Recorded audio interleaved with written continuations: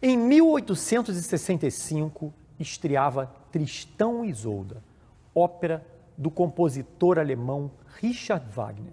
Uma ópera que mudaria por completo todo o panorama da história da música ocidental.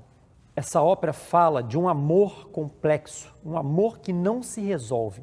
E assim é a descrição musical perfeita que Wagner nos mostra. Ele começa com a música, essa música tem uma pausa, e é como se essa pausa fosse o retrato da indefinição desse amor, da direção para qual caminha essa música e essa história amorosa. Vamos ouvir?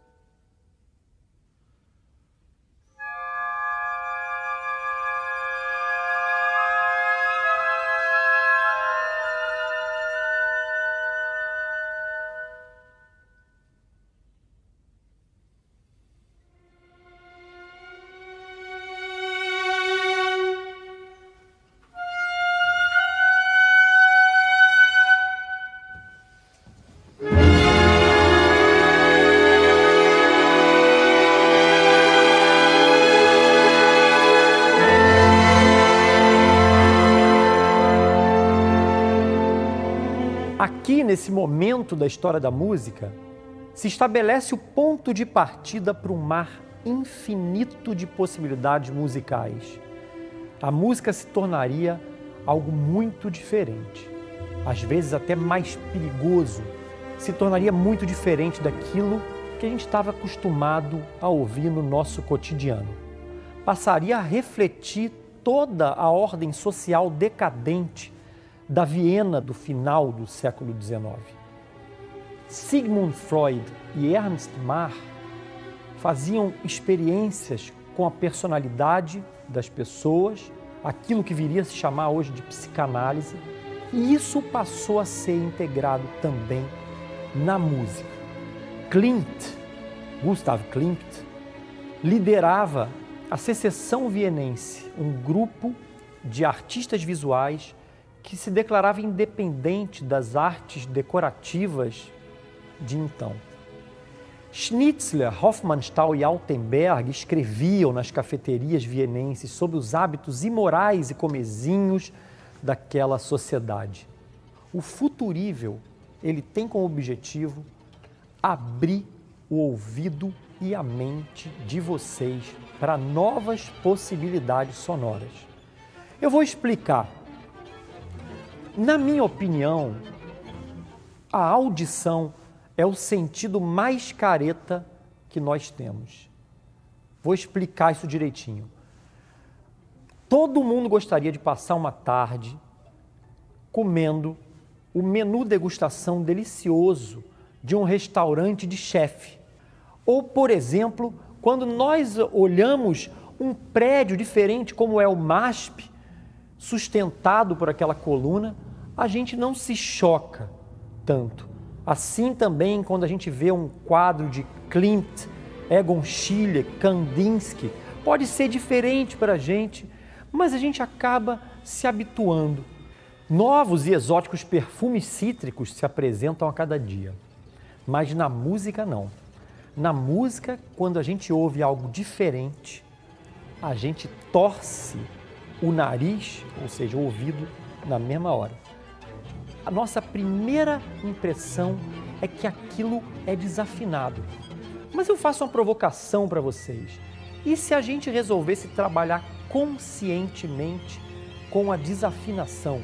Todos nós temos uma noção muito careta da audição. As músicas muitas vezes são combativas, têm letras terríveis, mas a parte sonora, mesmo que o cara esteja ali berrando, gritando, na minha opinião, é como se ele fosse um anjinho tentando ser rebelde. Eu estou aqui hoje para convidar vocês a abrirem a mente e abrirem o ouvido de vocês para novas possibilidades. Bora viajar? Eu sei que no mundo da música de concerto, a gente muitas vezes está acostumado com melodias fáceis, como essa, por exemplo, da ópera Thaís de Massenet, a meditação da ópera Thaís, que a Priscila vai tocar para vocês um pedacinho agora.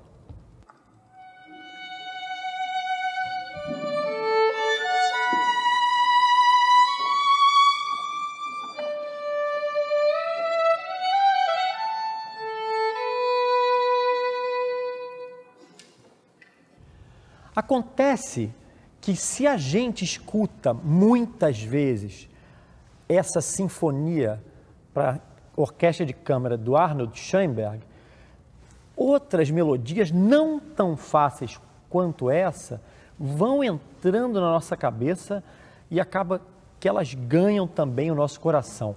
Vou pedir para a Priscila tocar uma melodia, para o Pâncio tocar outra, e vocês vão descobrir essas melodias no meio da Sinfonia de Schoenberg.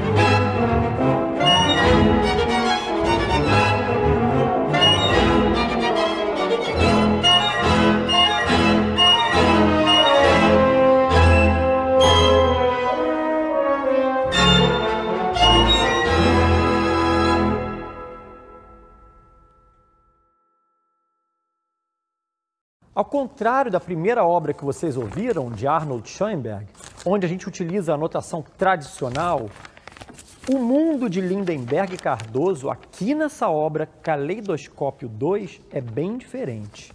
A gente tem aqui, se vocês repararem, uma bula, onde nós temos que observar esses desenhos e cumprir com essa bula que ele designa para a gente. Eu vou pedir aqui, por exemplo, esse número 1, para a nossa espala Priscila fazer o que a gente chama de harmônico. Olha que mundo fascinante de efeitos diferentes que tem os instrumentos de corda.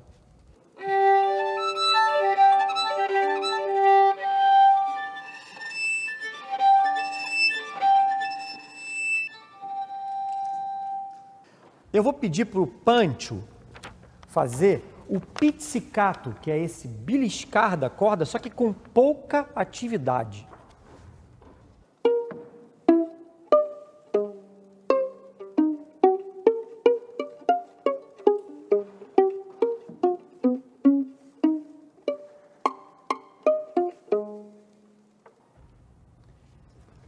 Eu vou pedir para a Laura tocar na viola o sul ponticello, um efeito interessantíssimo.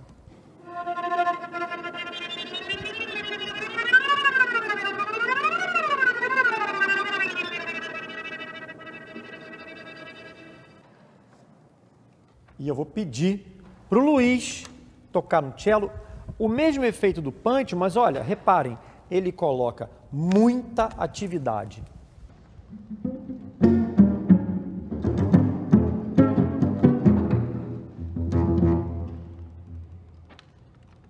O Gabriel tem esse efeito aqui no contrabaixo.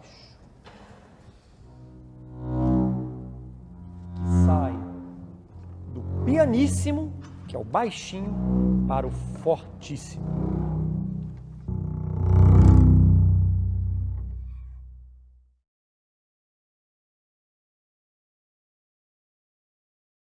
Viva Lindenberg Cardoso, né?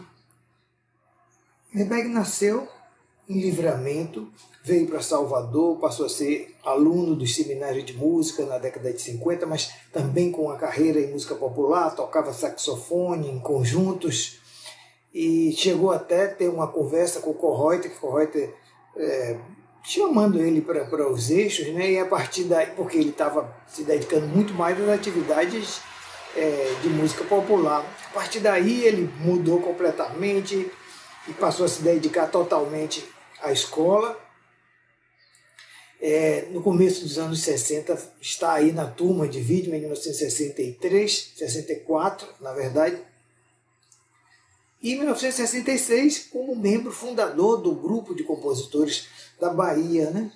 E 3 anos depois ele estoura, vamos dizer assim, no primeiro festival da Guanabara com a obra Procissão das Carpideiras, uma obra premiada. Quem é que estava no júri? Penderecki, no júri, outras figuras internacionais. Então, um reconhecimento nacional e internacional. Eu lembro, eu entrei na escola de música em 1969 e no final do ano estava lá uma faixa do lado de fora, bem-vindo aos compositores da Bahia que participaram do primeiro festival, em Lindenberg Cardoso, Procissão das Carpideiras, uma obra que está gravada, todos podem ouvir aí, uma peça continua belíssima, feita por um estudante que tinha o quê, meu Deus? 6 anos de estudo de composição, estava no final da graduação, vamos dizer assim. Então é um mestre, um ouvido apuradíssimo, né? Muito querido por todos da escola, regente do madrigal, regente de vários corais. É um compositor profícuo. Você pediu uma peça Lindenberg, em 15 dias estava pronta para a orquestra, sem computador, tudo na mão, partituras. É um mestre da vanguarda e um mestre da hibridação, né? Tem um momento famoso, a UFBA faz o doutor honoris causa de Caribé, do grande artista argentino-baiano, que Lindenberg bota no final da música do Enissal Oré esse atabaque que se mistura com o ritmo, com a melodia do tango. Né? É um momento maravilhoso de inspiração, mas essa hibridação está aí na sua linguagem, desse compositor que compunha de caneta, sentado na cantina da escola de música com todo mundo passando em volta. Uma vez minha mulher perguntou a ele, Lindenberg, o que é que você faz se você tiver uma ideia melhor? Ele, sem parar, respondeu, guardo para a próxima. Era essa figura, né? Eu orientei uma dissertação de mestrado do Alexandre Restes Filho, né, há uns quase 20 anos atrás, sobre obras de Lindenberg Cardoso dessa década de 80. Né? E lá, uma das peças, o Voo do Colibri, o Alexandre mostra como o Lindenberg construiu uma série dodecafônica com acorde de sétima. Então essa série pode ter implicações tonais o tempo todo, e isso vai fazer, vamos dizer assim, a mediação do jogo do cravo, que é o instrumento solista e que é o personagem colibri, a preocupação ecológica de Lindenberg, esse colibri que está se extinguindo, que vai morrer.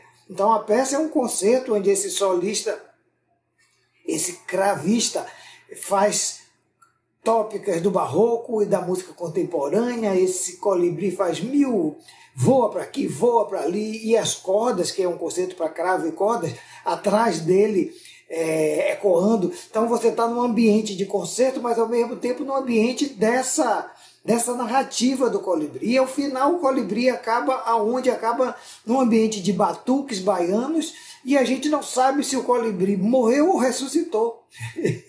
Fica essa dúvida, porque a peça acaba, apesar de altamente improvável, com uma cadência perfeita maior no meio desses gestos aleatórios. Esse é o mestre da hibridação, nessa pessoa que está dizendo que, em princípio, estamos contra todo e qualquer princípio declarado, essa máxima dos compositores da Bahia, que pode ser traduzida, como o Widmer fez, como aceitamos sugestões. Viva Lindenberg Cardoso, mestre da dramaticidade, mestre da orquestração.